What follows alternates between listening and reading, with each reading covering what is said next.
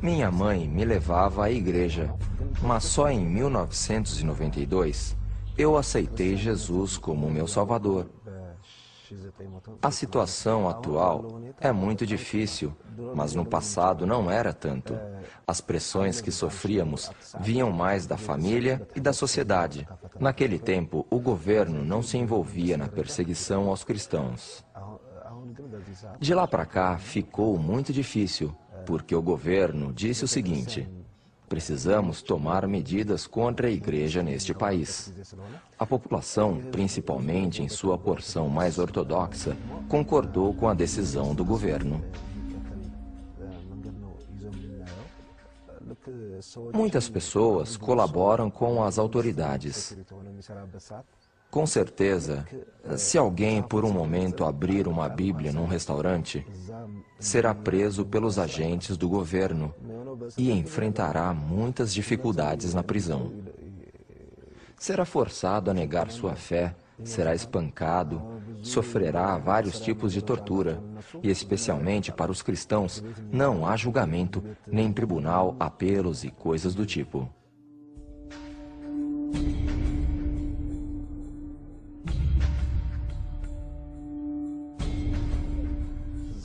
Por exemplo, há alguns cristãos que foram aprisionados há 4 ou 5 anos e jamais foram levados a julgamento num tribunal.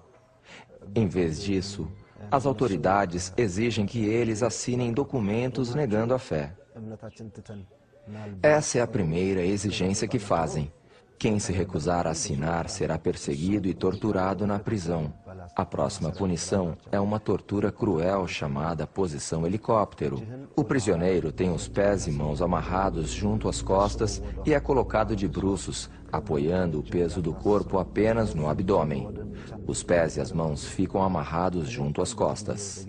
Eu entreguei minha vida a Cristo ainda criança e mais tarde fui prestar o serviço militar. Agora dou encorajamento aos cristãos que passam por essa terrível situação. É a nossa vez de mostrar fé e coragem aos que passam pela mesma situação que enfrentei.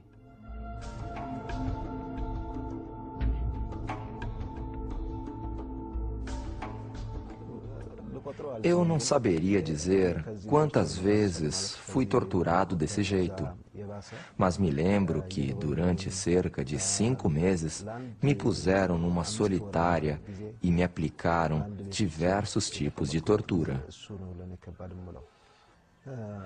Formávamos um grupo naquela prisão. O plano do governo era extinguir e eliminar o cristianismo naquela área.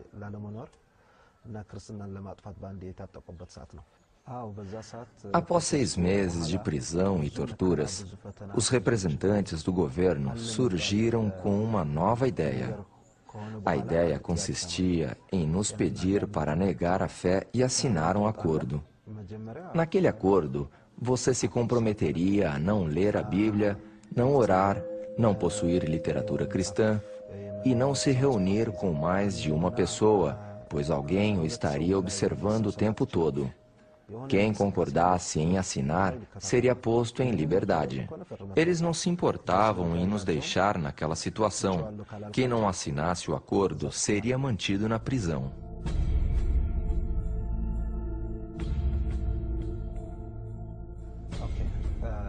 Depois que fomos aprisionados, levou apenas 3 meses para que tivéssemos Bíblias sendo contrabandeadas sem que as autoridades soubessem.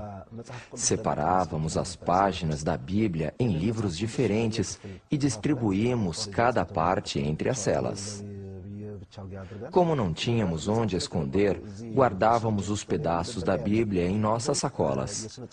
4 cristãos foram escolhidos para cuidar da distribuição das partes da Bíblia entre os presos. Eu era um dos 4 escolhidos. Eu era responsável por coordenar a distribuição. Como não havia papel, eu usava papel higiênico para copiar as escrituras à mão e distribuir. Quando os agentes do governo revistaram as celas, encontraram os trechos da Bíblia que eu havia fornecido. Interrogados sobre quem havia fornecido aquilo, falaram: foi Gideão que entregou. me castigaram com outra forma de tortura.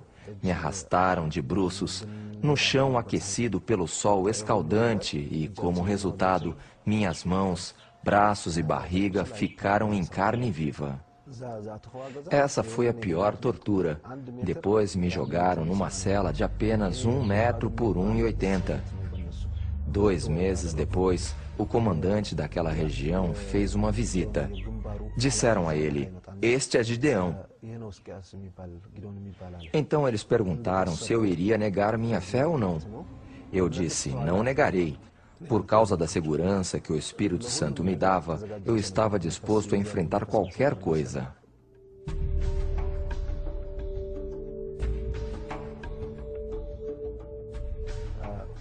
Juntaram todos os cristãos em um lugar e fizeram a mesma pergunta para eles: "Vocês vão negar sua fé ou não?" Perguntaram também a mim e eu disse: "Não." Em minha mente havia um só pensamento: Cristo. Para mim, o viver é Cristo. Foi o que o apóstolo Paulo escreveu na carta aos Filipenses.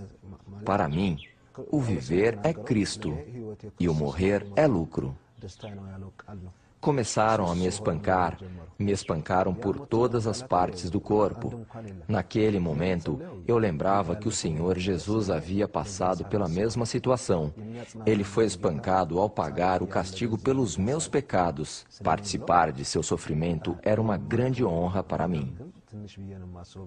Era nisto que eu pensava. Não foi fácil, não foi nada fácil. Mas quando penso no quanto maior foi o sofrimento de Jesus, percebo como é fácil suportar minha dor.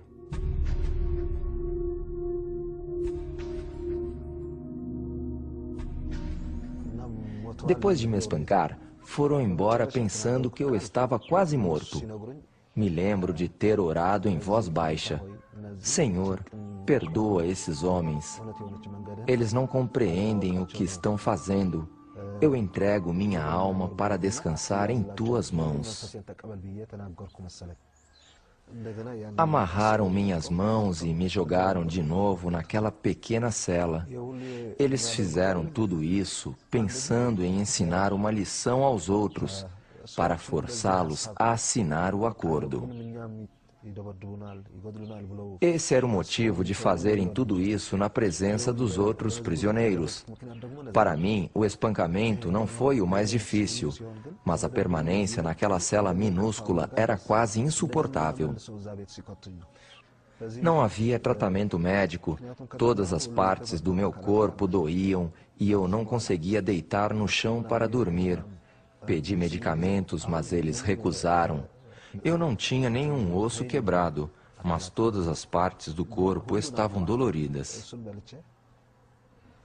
Depois de 2 semanas, minhas pernas começaram a doer muito e feridas se abriram.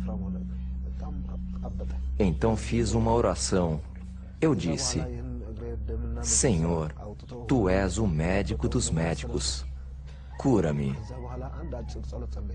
Assim que orei, senti a presença do Espírito Santo em meu corpo. Um dos guardas se compadeceu e decidiu me ajudar e me trouxe sal. Misturando sal com água, eu lavei o ferimento.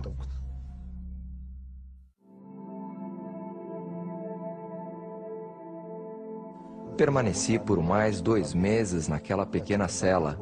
No 4º mês, me transferiram para outro lugar. Naquela ocasião, um dos meus agressores me perguntou: "Por que você passou por tudo isso? Por que enfrentar uma situação dessas? Por que tanta determinação? Por que não nega sua fé e leva uma vida tranquila?" Eu respondi: "Estou pagando um preço não só pela minha fé, mas pela liberdade neste país. Para mim, a palavra de Deus é vida."